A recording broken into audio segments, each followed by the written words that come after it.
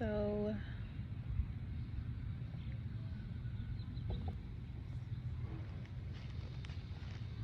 just want to start this off by saying that this may be a trigger for people who have been through any type of abuse with partners, and please watch at your own discretion. I do want to share my story about my domestic violence situation. My story, I don't even really want to do this, but I do feel like this is my mission. I have been dreading and putting this off for a very long time, years even. But I do feel like it's a part of my life's purpose, my mission, to share my story, so that way maybe I could help somebody recognize what they're going through, and to prevent these things from happening.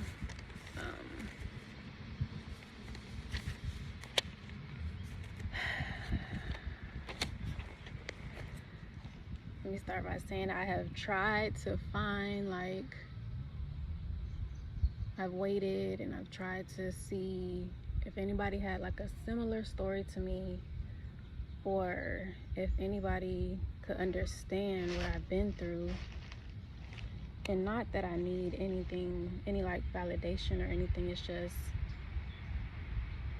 I didn't have the courage and the confidence to speak up.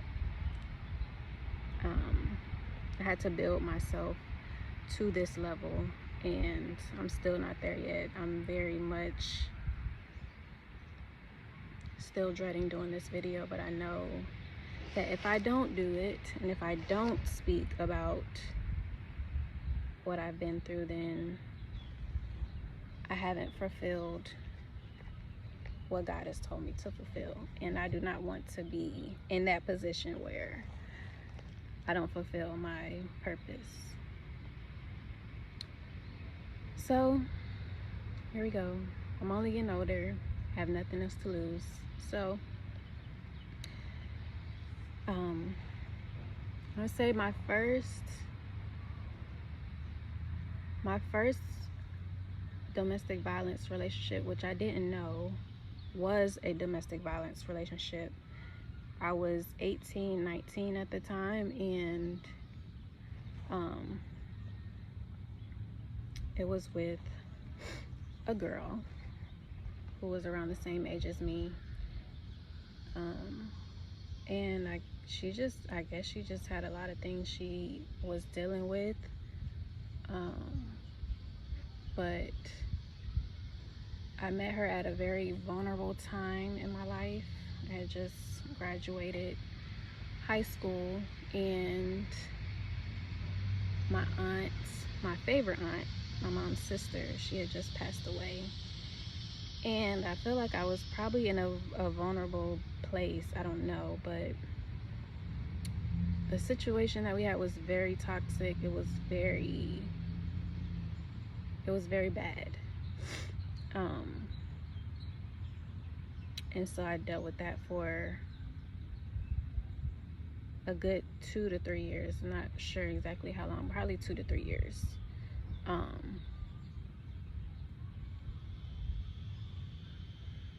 When I think back on that relationship, it's like that was very toxic. I hadn't had any serious relationships other than that. I mean, that was probably my most serious relationship, and it was just bad.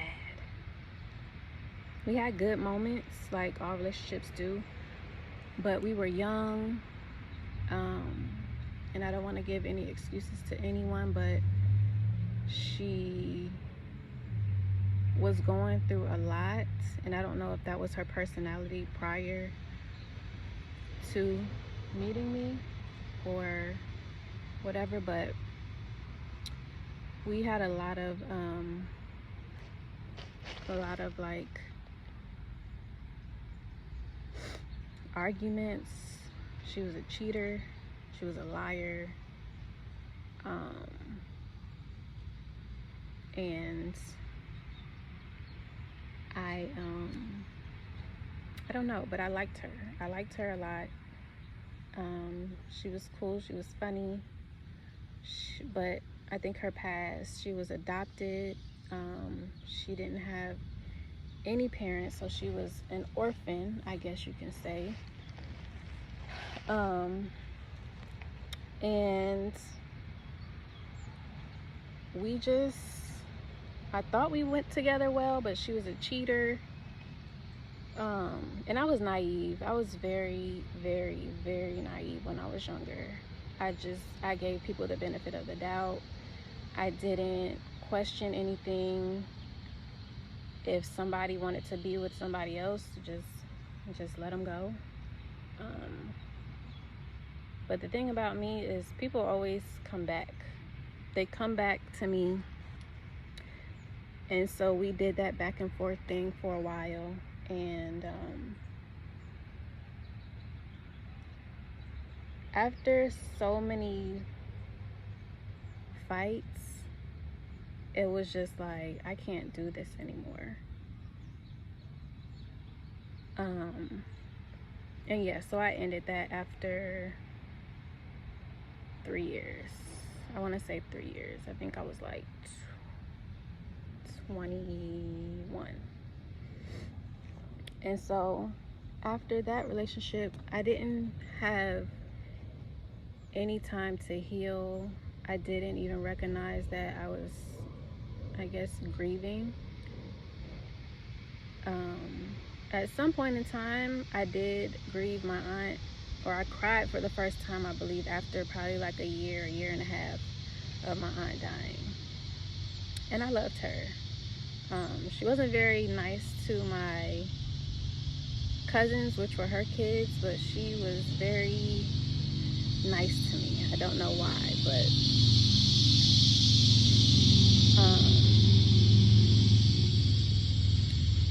and so going through that, graduating high school, and just, you know, becoming an adult, things change fast, and they just time just goes by fast after high school.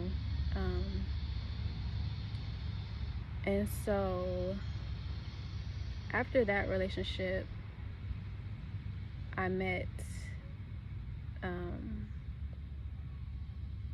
my ex-husband. I met him one day.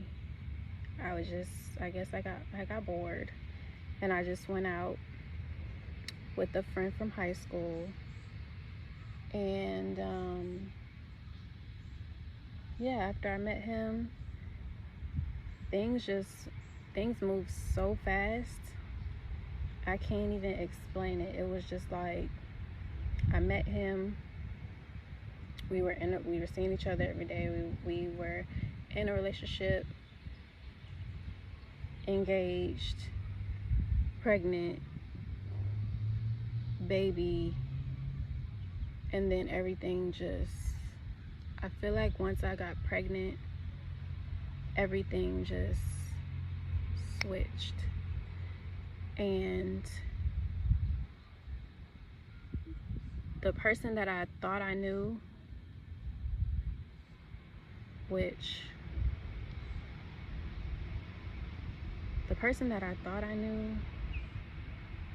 changed, but I did also ignore a lot of red flags that,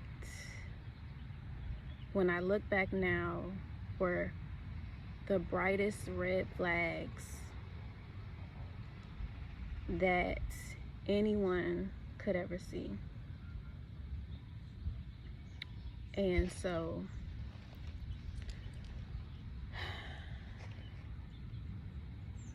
after I met my ex, I really fell fast for him. And I think I fell fast for him because I was in a very broken place from my previous relationship. That previous relationship left me broken. My self-esteem was lower than low.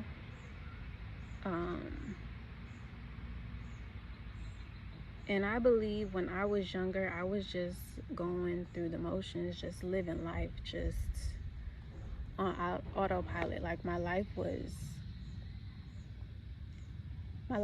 pretty easy, other than like the certain trials that I would go through. So once my self-esteem and my confidence was broken down, it just opened me up to a lot of things that I didn't recognize, that I didn't,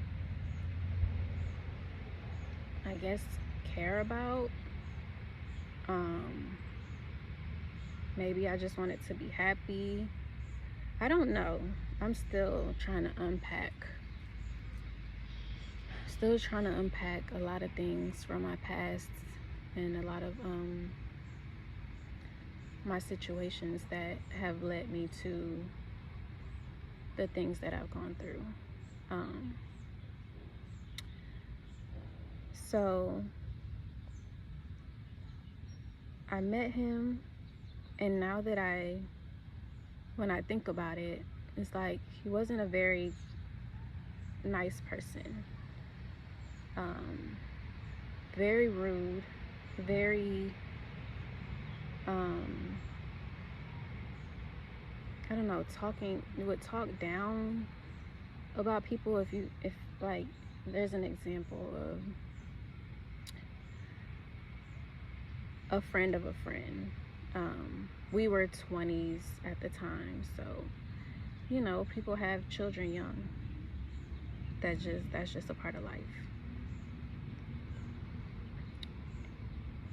He would make fun of people for having children young, or not being married, or not being married and having children young, and would talk about people. If he found out anything that could possibly be negative, he would use it against you eventually and talk about you bad. I didn't notice that. I think friends of mine who met him noticed that, but I didn't notice that. I was blinded. I was in love. And so fast forward to a few years, or maybe like a year and a half. I think it was like a year and a half later, I got pregnant. We were not married. We were barely engaged. I got pregnant, and we got engaged. Well, we got engaged first. So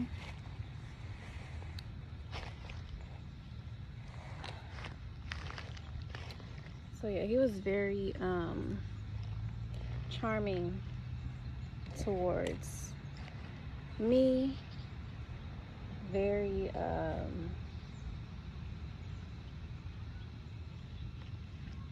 protective, if that's the word.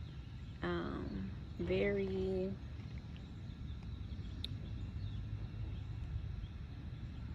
everything you think that a husband or boyfriend should be.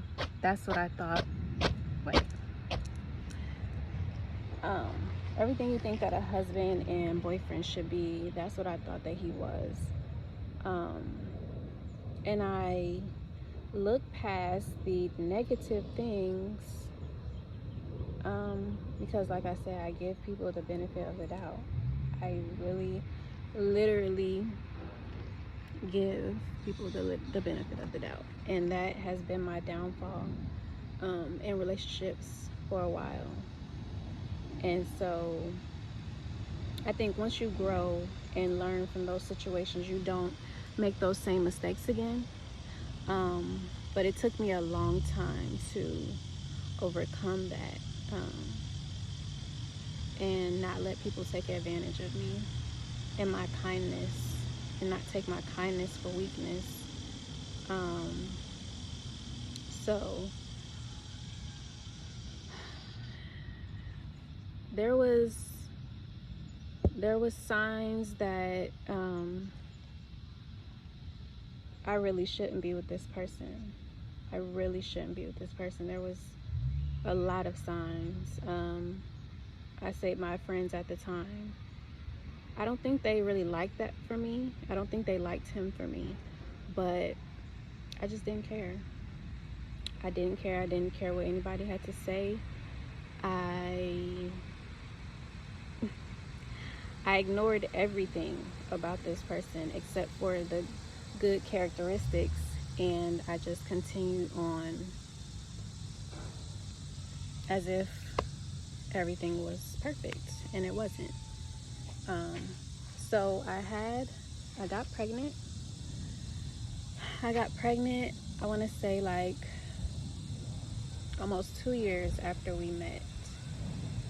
And I feel like after I got pregnant, everything changed.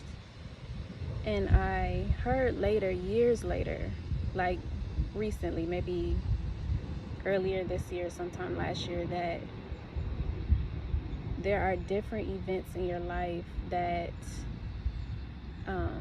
or different people in your life that are for, I'm sorry, I am outside and these bugs are trying to eat me.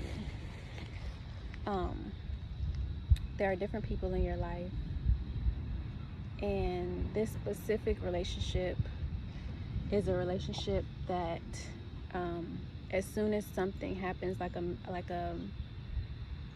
guess like the purpose is fulfilled, then things go south. And I believe the purpose of our relationship was to bring our child into this world. Because after I got pregnant, the relationship between us shifted, and it just went downhill after that.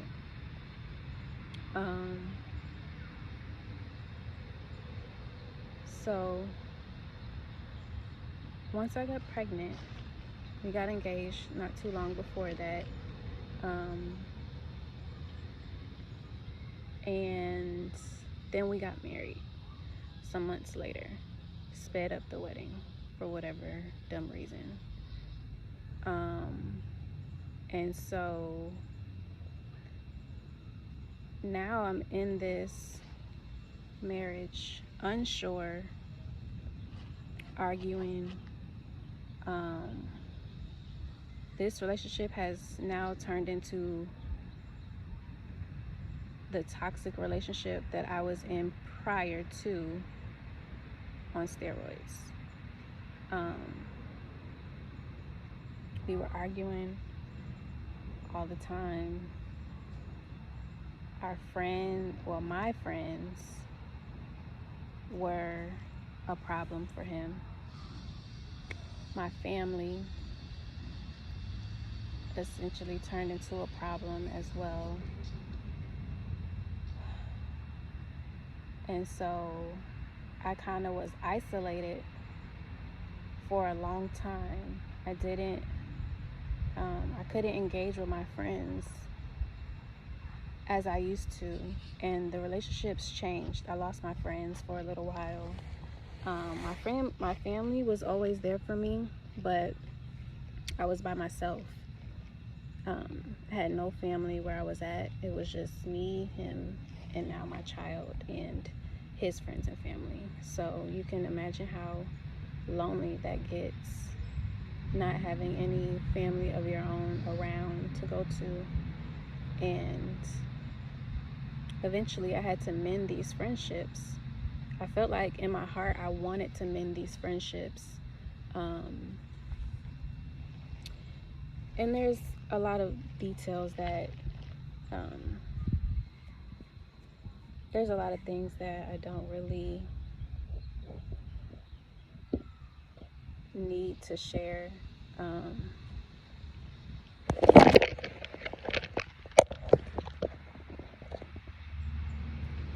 There's a lot of details that I don't really want to go back through and relive every single situation, but at some point in time I lost my friends and I really wanted them back, and so I mended those relationships, and he was not happy about that. And at some point while I was pregnant, not when I was pregnant, after I gave birth, he was drafted into a tour where he had to go away for like a year. So I was by myself, and I loved it. I loved not having to argue with someone, and I loved the time that I had with my baby by myself, and I created this strong bond with my baby that I loved, and I was very happy. And so when he came back, I wasn't so happy. We were arguing over the phone. What can you possibly argue about when you're in a whole nother country away from your partner? What could there possibly be to argue about? But we had them. We had arguments. And when he came back, I wasn't very happy. I wasn't happy about it. I'm glad you're alive, but at some point, I didn't want to do this anymore. I had just went through it. And when you have a new partner that knows your past, you would expect that they wouldn't take you through the same things that you have already been through. But I essentially went through toxic relationships back to back, and this time I recognize it a whole lot clearer and a whole lot quicker. But essentially I'm stuck. I'm married now. I have a child. So yeah. So the first incident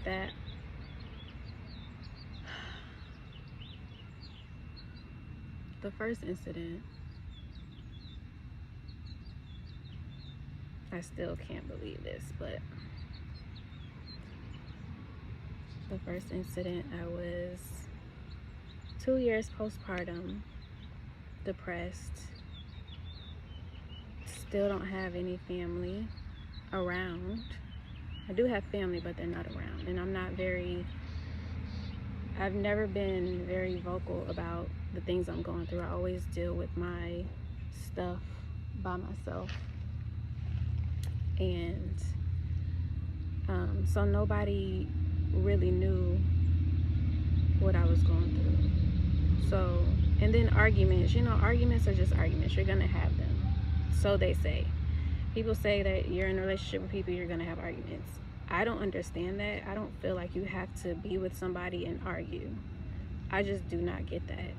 I don't get it. I will never understand how you have to argue. Why? Why can't you just talk and come to some kind of agreement or understanding? Like, why do these things have to be an argument? So that's something I never understood, and I probably never will.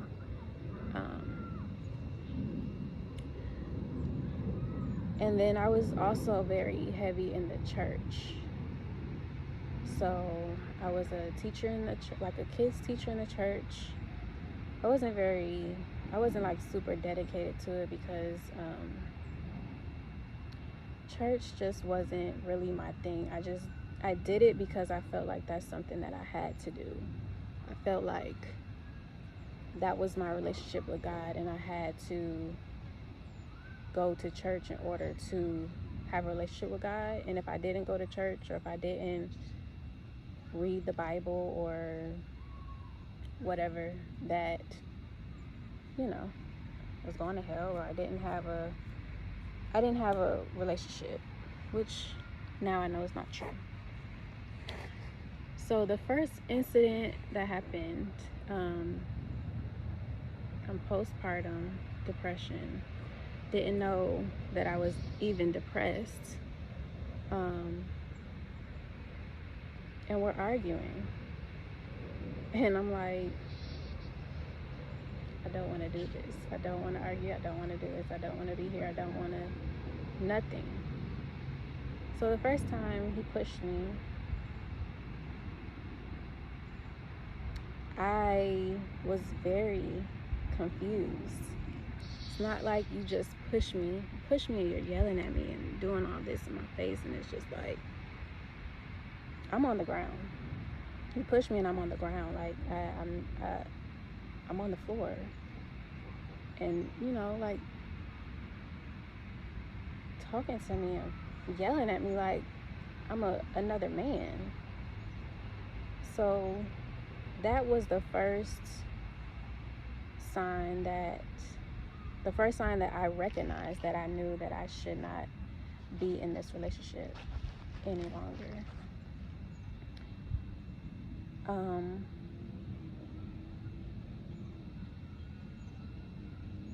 And that happened in front of our child, who was a baby. And I was embarrassed and confused, and I just didn't want to do it anymore. So I think that night I stayed either by myself or I went to a friend's. I'm not sure. I can't remember.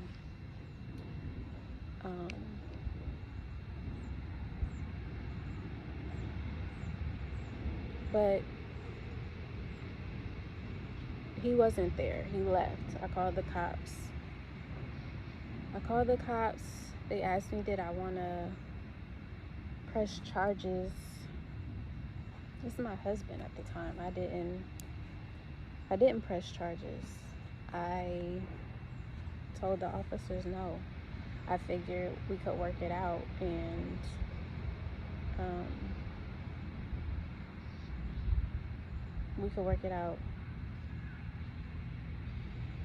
and he was very apologetic towards me at that time. I'm sorry, I didn't mean to do it. I know you're not going to take me back, this and this and that. And it wasn't like that. I felt like I was here. I was going to do this. This is what it is. I'm not going to just leave you. Even though I didn't want to do it, I just didn't know what I was going to do. So we worked it out, but I couldn't get past that. I tried for so long to get past that, and I just couldn't. I couldn't get past it. Because after this, I'm really unsure. I'm unsure, but I'm still trying to work it out. I'm still like going to church and, you know, like talking to people in the church. And, you know, church people, they want you to stick out your marriage. They want you to stick it out regardless, no matter what. If he's cheating, if he's abusing you, it doesn't matter. This is your marriage. This is your covenant to God. This is your promise. So you need to figure it out. And that's what I believed. Even though my spirit was telling me, no, I couldn't, you should not be doing this, I felt like I should stick it out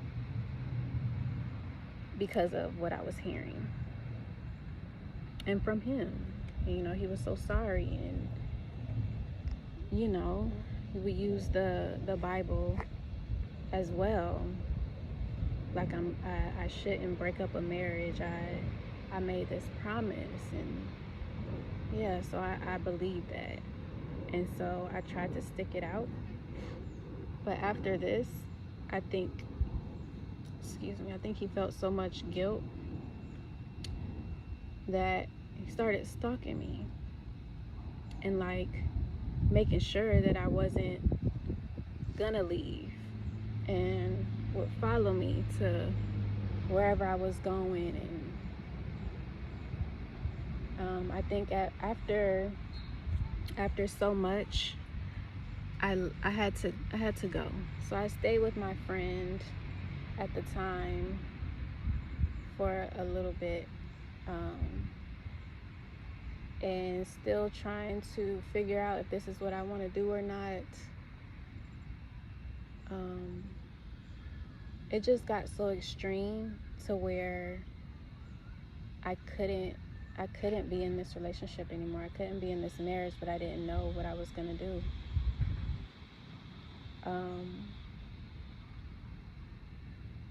So I think being followed and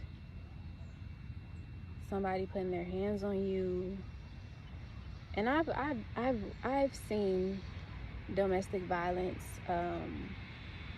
before, like videos and women dying at the hands of their exes or their husbands or their boyfriends. I've seen that before, and I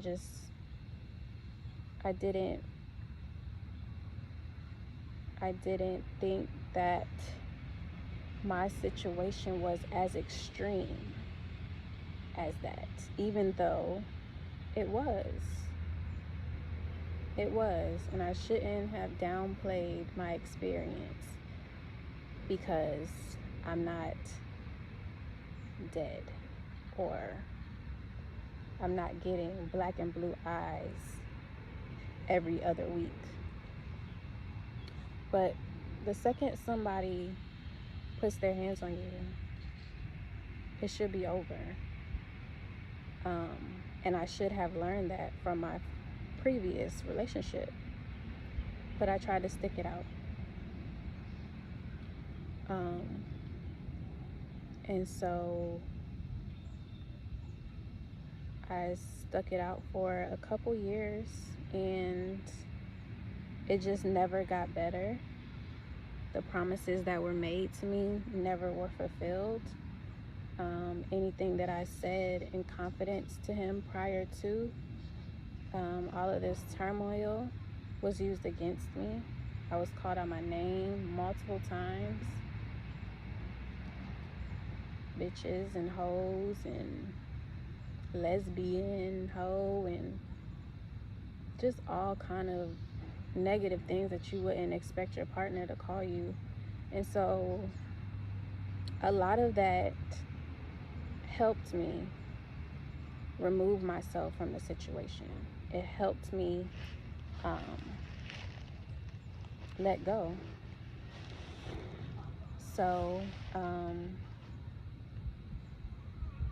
so I went through a lot of tumultuous situations after that. Was very traumatizing for me, and having a child with this person. And so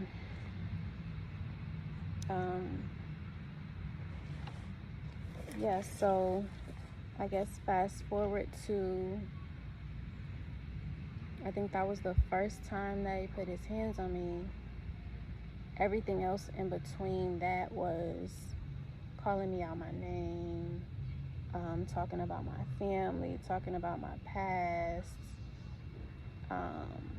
just throwing things in my face, things that he's learned about my family, throwing that in my face. Just, this is not a person or a partner that I want to be with. I just don't want to be with this person any longer. And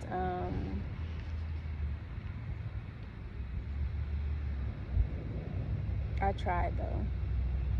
I tried. But I moved out at some point, and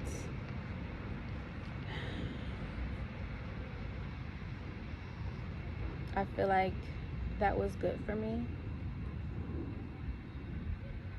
But I was still in the church, and I was still feeling like I needed to try. It's like one part of me wants to leave, and then the other part of me wants to not break up my marriage.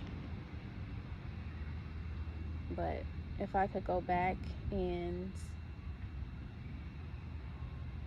do it again or change some things, I would have left sooner. I wouldn't care about what anybody thought of me, what the church thought of me, what he thought of me.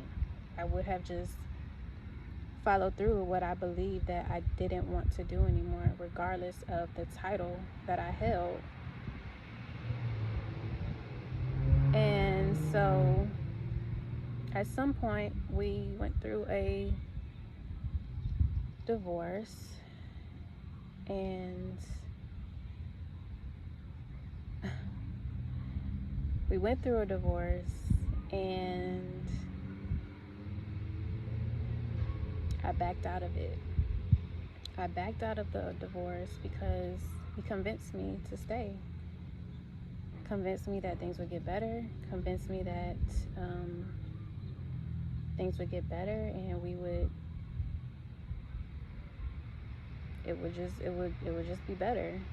We wouldn't be going through that anymore. But the second that I stopped the divorce, everything went to shit.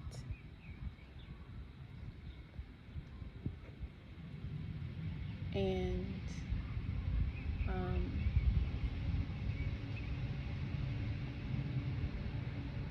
the first sign that I saw that this is not going to get better, nothing is going to change, this is how it is going to be, and if I stay in this, this is how it's going to be for the rest of my life, unless this person is committed to change, this is how it's going to be for the rest of my life. And I couldn't live with that. I did not see the promise that was told to me. And I let him know I couldn't do this anymore. I mean it this time. I can't do this.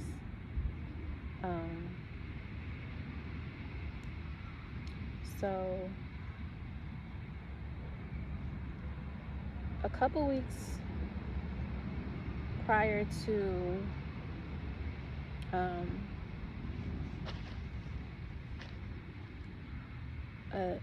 the last situation, it was very stressful. It was very, very stressful. Dealing with somebody who wants to be with you, but you do not want to be with them, is very, very stressful. I'm in full-blown depression. I'm in full-blown anxiety. I cannot even think straight most of the time. And I'm just very stressed as to what is going to happen to me throughout this relationship. What's going to happen to my child throughout this relationship? When you have somebody who threatens to unalive themselves in front of your child, you don't know what to do. You don't know what to do. I didn't know what to do. So 2 weeks prior to this last situation, it was very hard. I had a women's conference at the church, and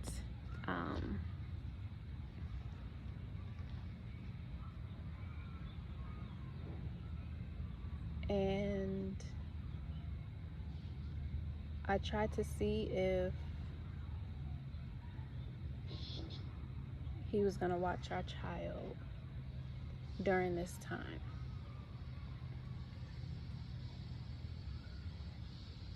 And I was in school as well, so I had a lot on my plate.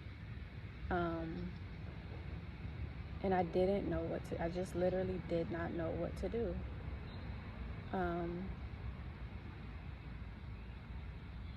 So as I'm on my way to this church event, pulls up to where I'm staying at because I no longer stay with him anymore. I can't do it. Pulls up to where I'm at, starts cussing me out, starts yelling, starts doing the absolute most. And I'm just like, not again. But I try to shake it off. I still go to the event at church with my child and don't even worry about him watching her or anything like that, and just do my own thing.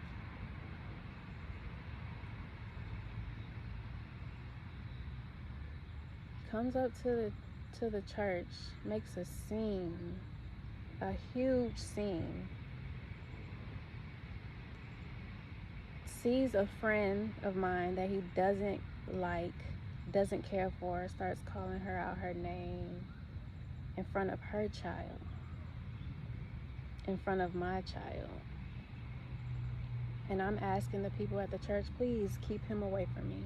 Do not let him come near me. And I go into the event. I don't know what happens with him. I go into the event and I enjoy myself. And I have a good time trying to forget about what I actually just went through and what my friend has just went through. And I feel so bad for the people that have to encounter this on my behalf. It's just embarrassing, and I feel so bad that this is my life and that I have to go through this, and that the people around me have to go through this as well.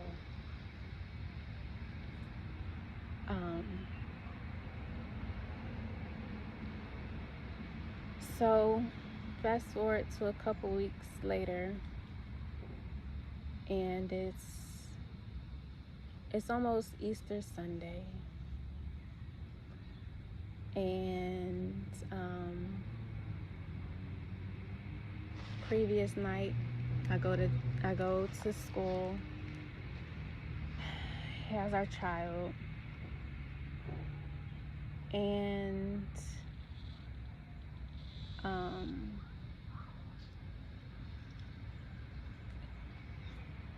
after all the events that have taken place prior to, as many times as I've had to call the cops, as many times as I've had to be on the hideout to try to avoid any of this chaos,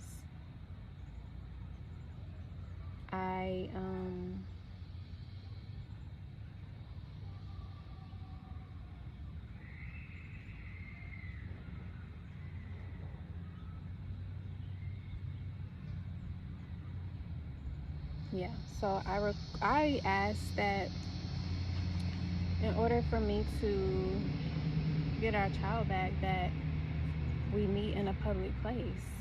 I'm not coming to your home. I'm not meeting you anywhere outside of a public place where other people can see and witness anything that happens. But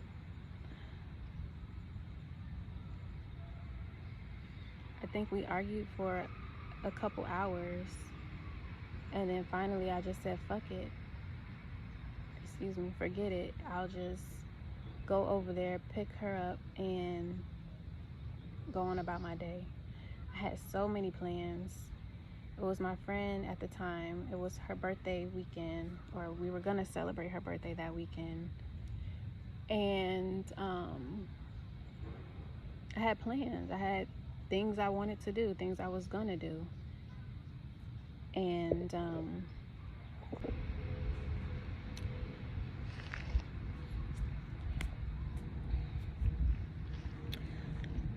so this weekend is Easter weekend,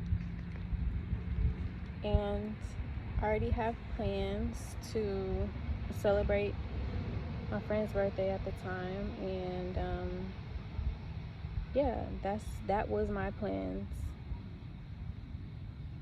for the weekend for that time being. So I finally said, forget it, I'll just go over there, pick her up. Shouldn't be anything, shouldn't be no issues. I'm not arguing, I'm not doing none of that. I had already made up in my mind, I'm getting my child and I'm leaving. But apparently he made up in his mind that you're not leaving me. He was on some whole other shit. He was on some other shit that I wasn't even on. I'm not on none of that. I'm not trying to argue. I'm not trying to talk to you. I'm not trying to even see you. I don't even want to see you for real. So, yeah. Eventually he talks me into it. Says he can't leave the house, working from home, this and this and that. So I'm like, all right, whatever. I'll just go over there.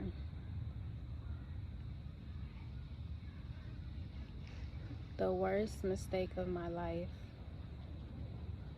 was going over there.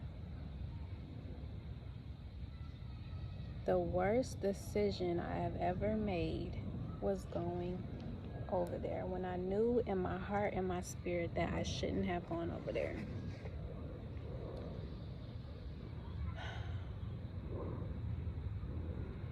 I pull up, he's talking crazy. I don't even know. Oh, look, the details don't even matter. Said something that didn't make sense to me in my head. So I'm just like, okay, whatever, just go get our child, not worry about what you're talking about. Goes to get her. I get out the car to get my child to put her in the back. He comes out with her. I reach for her, immediately knocks me down.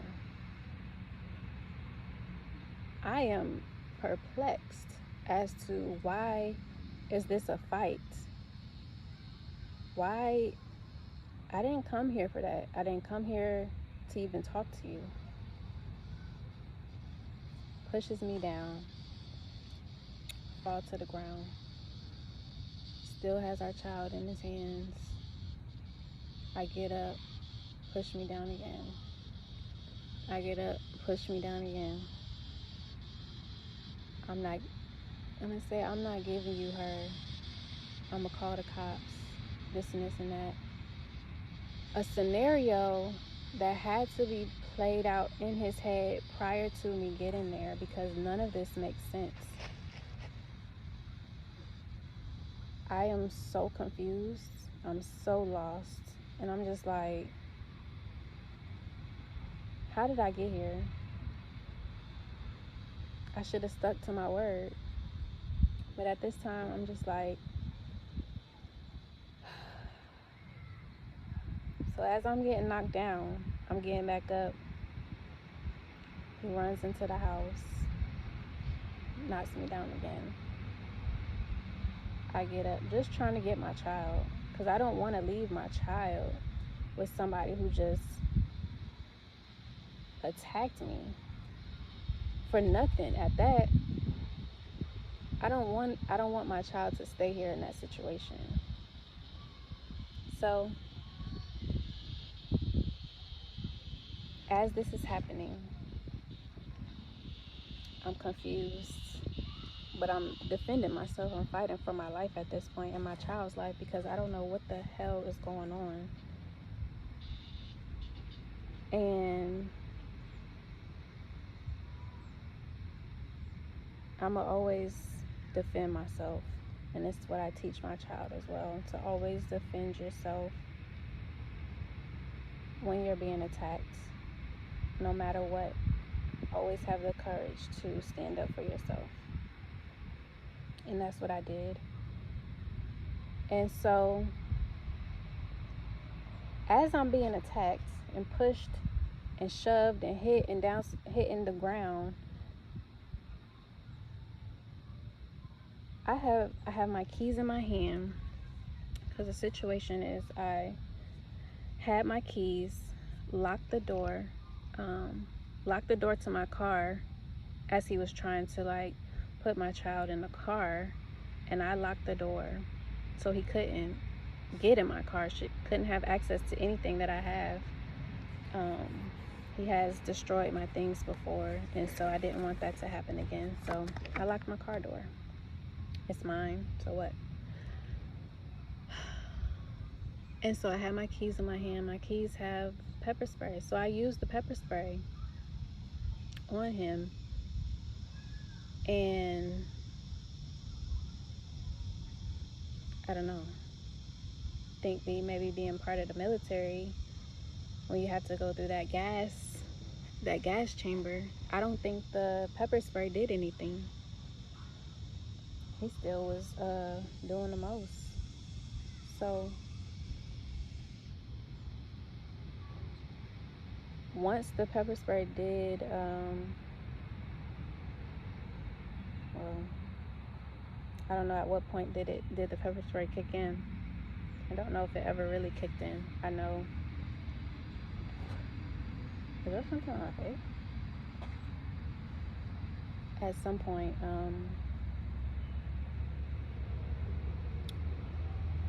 I think the pepper spray kicked in. None of us can really breathe at this point. So now I have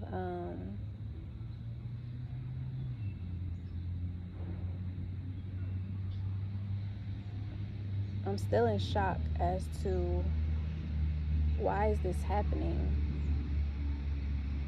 and very confused as to why I can't get my child. Why is this man who's still my husband, why is he attacking me? And so he's still not fazed by the pepper spray. And so I go to the kitchen and I get a knife. And I got the knife and I held it in my hand, and I just held it. And I think at this point, maybe the pepper spray kicked in, because now he can't breathe and I'm trying to get my child and get out. So I don't know at what point did he call the cops, but he called the cops probably on his way inside the house. And I got the knife to defend myself, and if I had to defend myself any further than the pepper spray, I would have done that.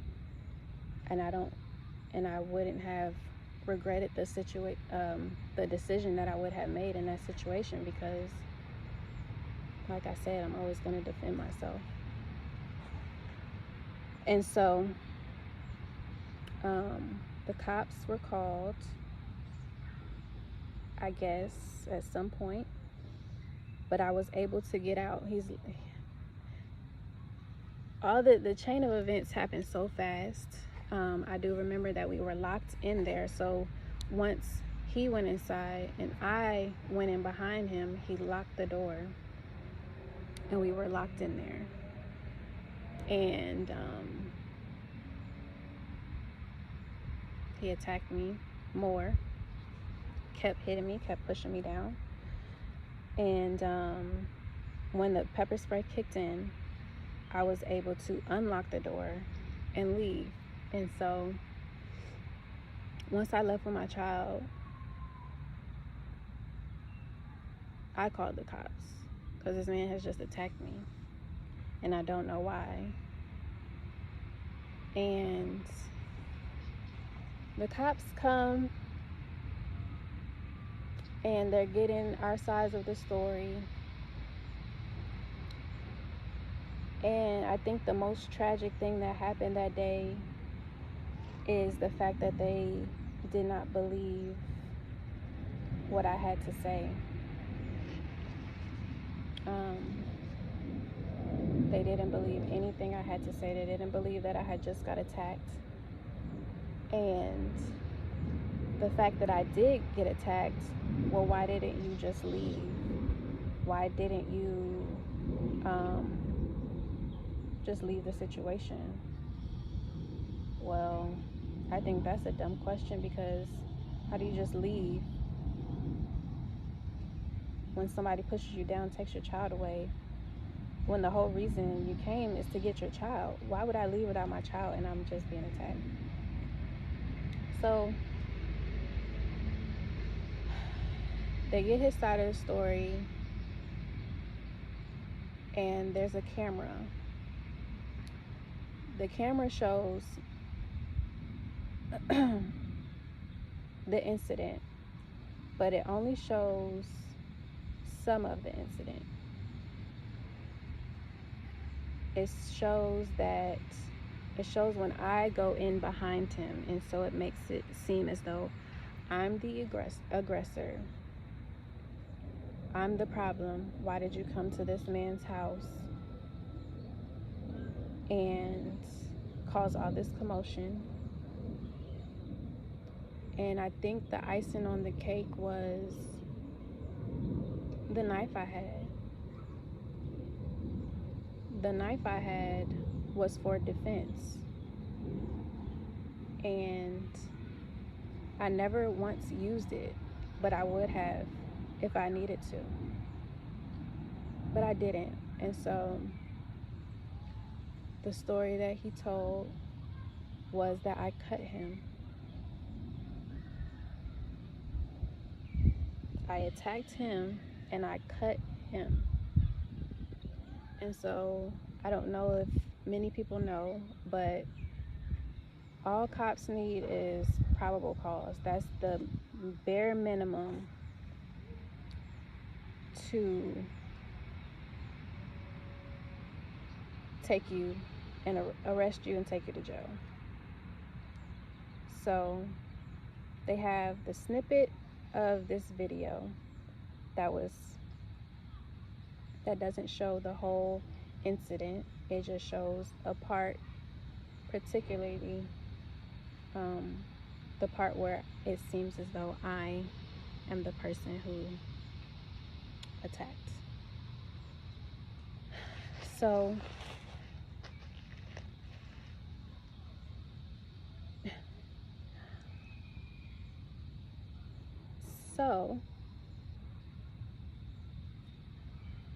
they get my story, they get his story, they come back to me, and they believe his story over me. I'm distraught. I have my child with me, and now I'm being arrested for something that I did not do. So, like I said, this was Easter weekend, so this happened on a Friday. I went to jail, actual jail, on a Friday. Got out on a Sunday. Felt like Jesus rose on the third day. But now I'm in jail. My child is taken away from me, and I don't know what's gonna happen. I am so confused, so hurt, so distraught, so lost, and I think I just broke. At that point, I broke. My spirit broke, and I didn't know what I was gonna do. So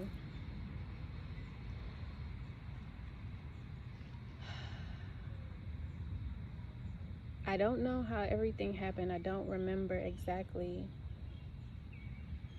but I believe the only number that I knew was his. So I called his phone and had him give me my mom's number, because I don't remember her number. She has so many phones, so many numbers that I just can't keep up. So I don't know her number. But I think it's pretty ironic that I had to call him to get my mom's number. So I call her. Yeah, he gave it to me. I call her, explain to her what's happened, and she's not even in the same state as me. So at some point in time, she gets to the same state, and she'll have to tell you more of this side of the story, because I don't really know what happened on the back end. But I had this moment while I was in jail, and I knew that I could not ever, ever, ever, ever, ever, ever take this person back. I couldn't ever compromise myself or my morals for this person. I don't care how much they beg, they plead, how much they said that I'm breaking up a marriage that was ordained by God. I could never go back to. So I don't know where I left off at, but so at this point, I know that I cannot compromise anything, and I can't be with this person ever again in life,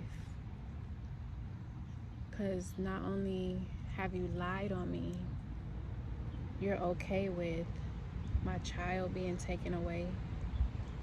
You're okay with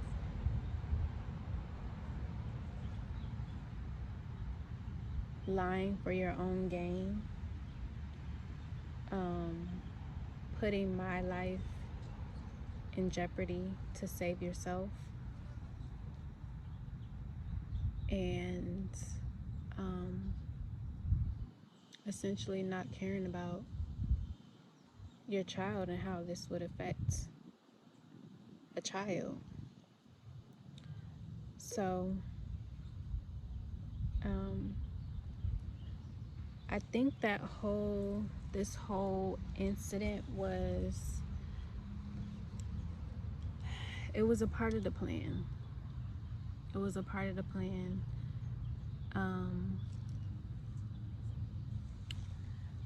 I was able to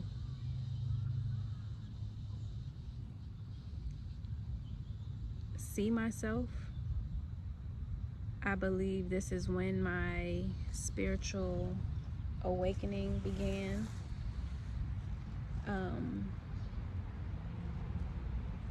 I believe that this is the moment, the turning point in my life, to where all I have is God. All I have and all I see is God. All I see is darkness, and I see the end of the light at the end of the tunnel. Well, I don't see any light, really. I just see darkness, and I know that there's a light at the end of the tunnel, but I did not see that for a while. But while I was in jail for one full day, which was Saturday, Friday afternoon, and then I got out Easter Sunday, I just feel like that was a turning point in my life. And I didn't know it then, but I do believe it now, that I went through all of that prior to. I went through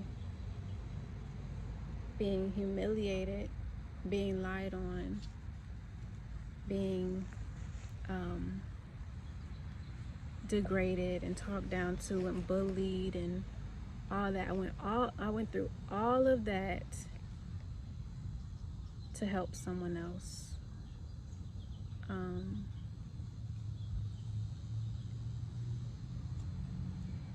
The whole situation of me being in jail was divine.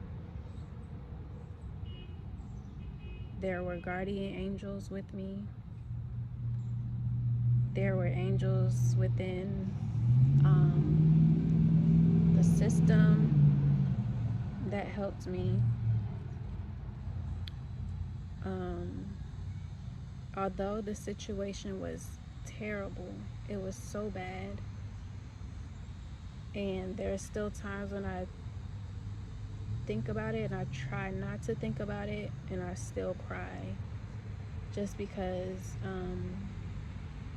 I didn't have my child for a few months. And I know that there are people who have gone through this, who have been falsely accused of things that they did not do, but they had to go to jail for it, or they had to pay for a lie that was told on them in some form. I know that me sharing will help someone.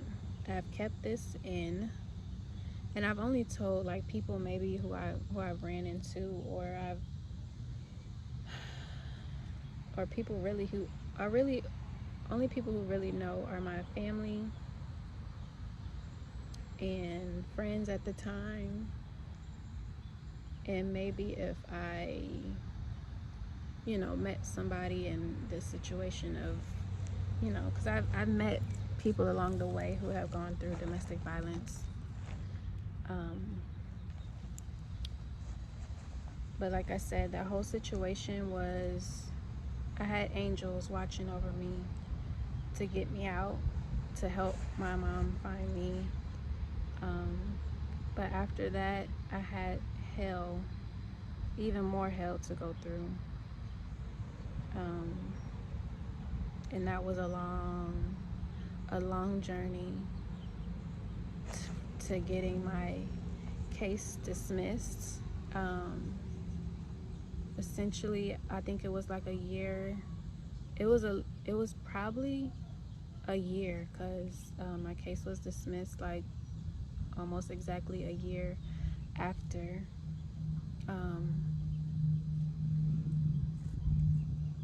The prosecutors, they didn't have any concrete evidence. They didn't have anything that I actually harmed this man, and the lies and the story was not adding up on his end. And so I say that was another God moment, where I thought I was gonna go to trial. I was getting offered things, like I was getting offers from the state to,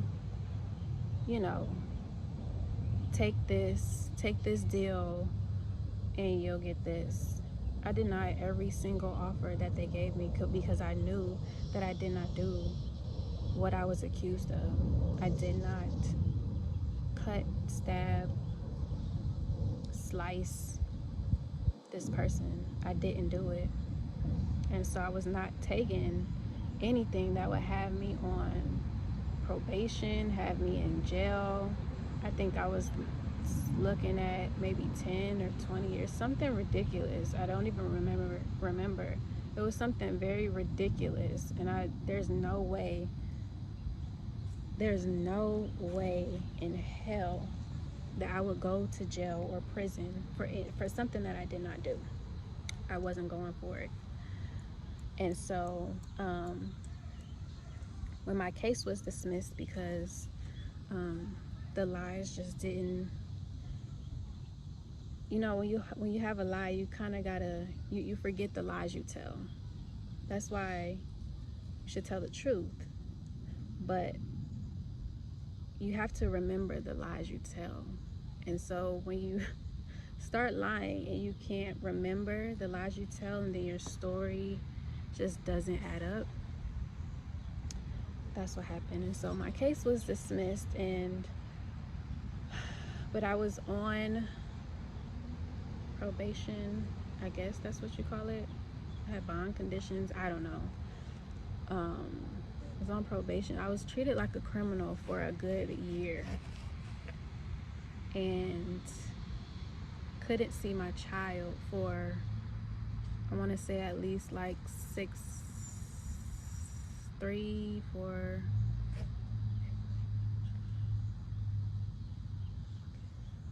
I want to say 5 or 6 months, maybe longer.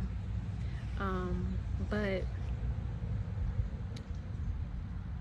and I can only talk about this without crying because I have cried so much, and I have grown so much, and I have conquered so much that I can talk about it. I can share it now with people who have been through anything similar, people who have, or maybe in a situation to where they are going through the same thing, or like I said, I want to prevent something like this from happening to anybody else because it's heartbreaking. And I know I can't prevent everything, but I think sharing my story will help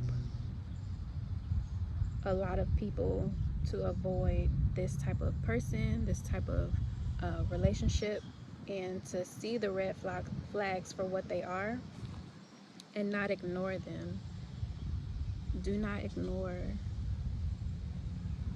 the negative things that you see in a person.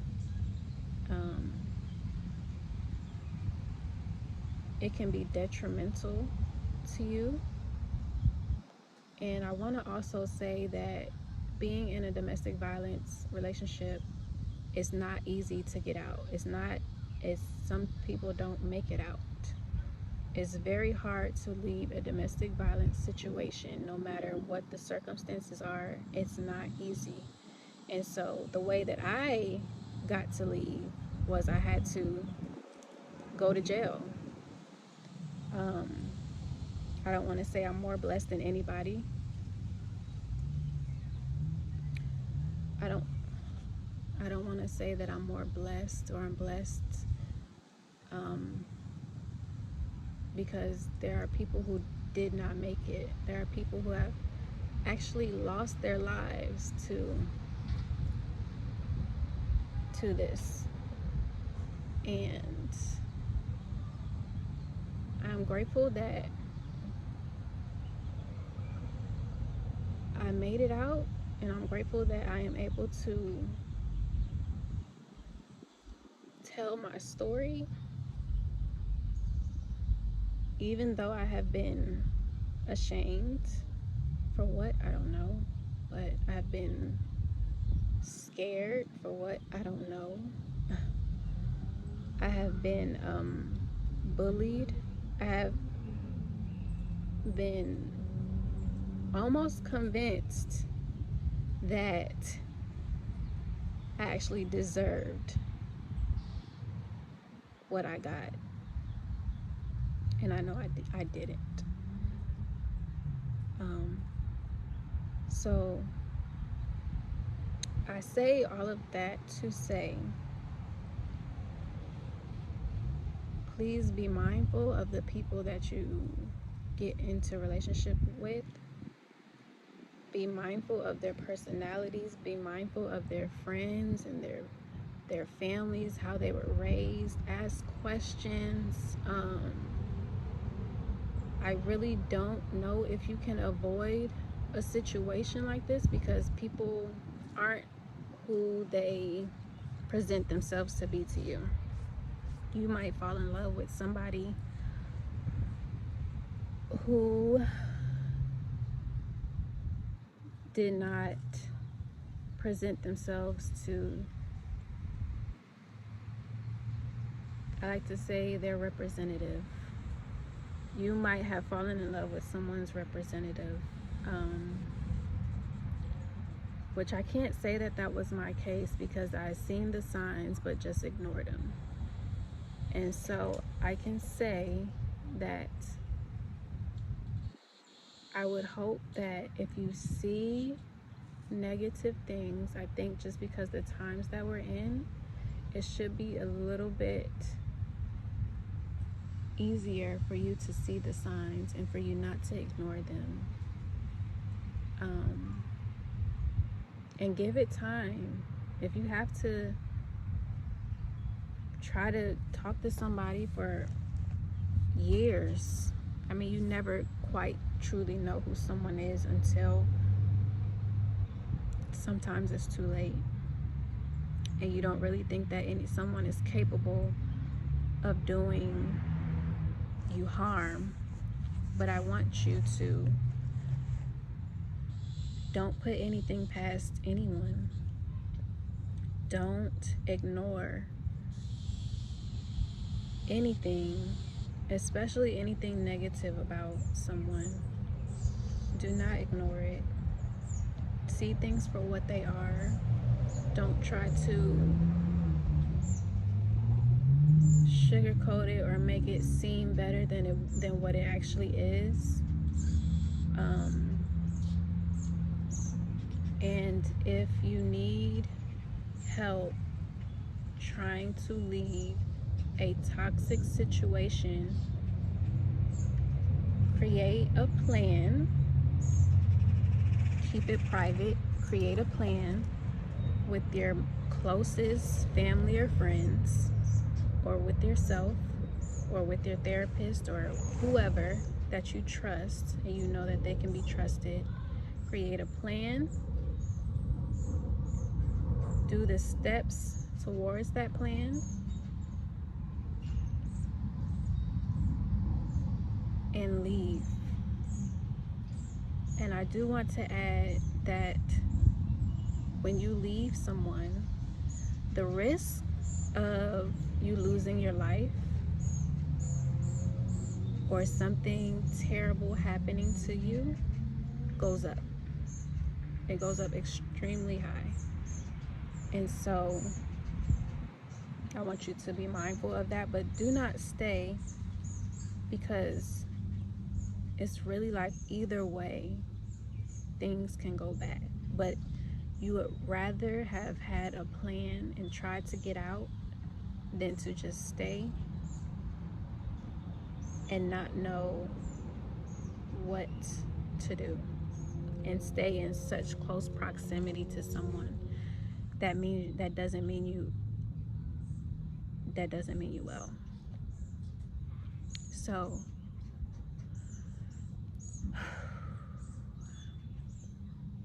I had to do that. And I want to say, if you didn't want to be a part of my story, then you shouldn't have written the chapter. Take it up with God. I've done my part. I've told my story. And I released this. I released this from my life. I release it from my mind. I release it from my heart. My child is growing and loves me so much. She gives me so much love, more love than I could have ever imagined.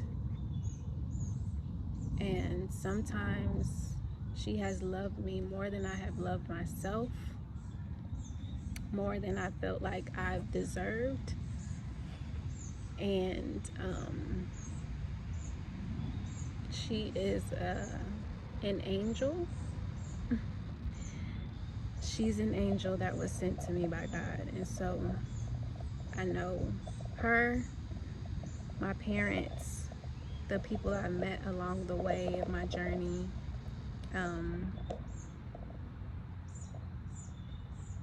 I know that everybody a part of that situation was God sent and was supposed to be there to help me through this situation. I'm an open book.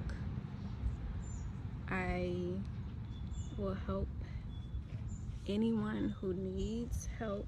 I will do my best. If you have any questions, you can ask me. I'm an open book. I don't mind. Now that I've shared and released this burden from my chest, I'm open to any questions. So yes, I'm an open book. If there's any questions, or like you need resources or advice, or well, I can't really give advice. I don't really know what to do, but if you just need somebody to talk to, somebody to just listen, I'm here for you. I understand. Trust me. I know what it's like to not be heard. I know what it's like for you to feel like you've been swept under the rug, you've been forgotten about. But we all come here with a purpose, and I believe that this is part of my purpose, the things that I've been through, and I will help whoever I can, however I can, and if it's just simply listening to my story and it helping you realize or remove yourself or whatever the case is, I'm just glad that I could be a part of that, and I'm grateful, and I hope that nobody has to go. I'm gonna get this last part done so I can end this, but I hope that nobody has to go through this, and if you have, I hope that you overcome and know that you are not alone. You are not the only person who has gone through this, and if you're in the middle of it, just know that you can come out of it. And as my mom says, you are stronger than you think you are. And I wish you the best. And I just hope that at the end of the day, you are okay. Thank you for listening.